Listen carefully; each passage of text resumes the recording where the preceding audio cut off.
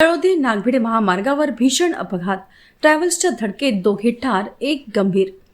तळोदी नागभीड महामार्गावरील सोनेवाड तळोदी परिसरामध्ये रविवारी सायंकाळी एका भरधाव ट्रॅव्हल्सने दुचाकीला दिलेल्या भीषण धडकेत दोघांचा जागीच मृत्यू झाला. या अपघातात एक तरुण गंभीर जखमी झाला असून त्याची प्रकृती चिंताजनक आहे. साकेत ट्रॅव्हल्स आणि दुचाकी यांच्यात झालेली ही धडक इतकी भीषण होती की दुचाकीचा अक्षरशः चक्काचूर झाला.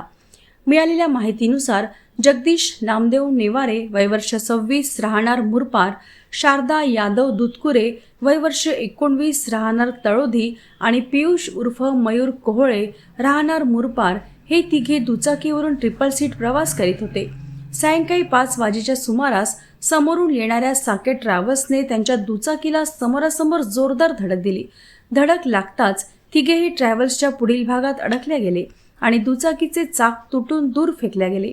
यामध्ये जगदीश आणि शारदा यांचा जागीच मृत्यू झाला. अपघातानंतर परिसरात तणावाचे वातावरण निर्माण झाले होते. जखमी पियुषला तातडीने प्राथमिक उपचार देऊन गडचिरोली येथे हलवण्यात आले आहे. या घटनेमुळे महामार्गावरील वाहनांच्या अनियंत्रित वेगाचा प्रश्न पुन्हा ऐरणीवर आला असून स्थानिक नागरिकांनी तीव्र संताप व्यक्त केला आहे. काही काळ वाहतूक विस्कळीत झाली होती, मात्र पोलिसांनी घटनास्थळी धाव घेत परिस्थिती नियंत्रणात आणली. तळोदी पोलीस स्टेशनचे ठाणेदार राहुल गुहे यांच्या मार्गदर्शनाखाली पोलीस पुढील तपास करीत आहेत.